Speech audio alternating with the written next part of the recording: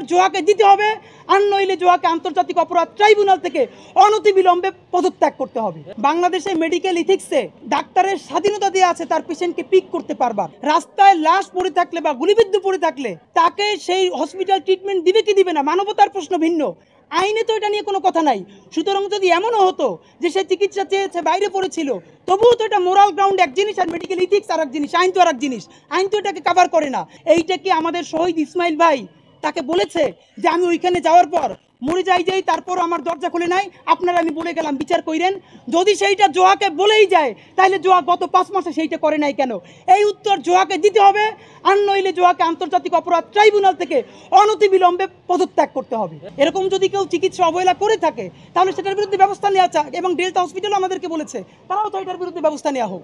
অবশ্যই ব্যবস্থা নেওয়া হবে এটার বিরুদ্ধে, আমরা তো এটার পক্ষে। মুরতাজে অর্ডার করে জিতে নিন গাড়ি, বাইক, আইফোন সহ কোটি টাকার পুরস্কার। অর্ডার করতে ভিজিট করুন murtaj.com। জোহাকে এখন ডিস্টার্ব না করে কাজ করতে দেওয়া উচিত।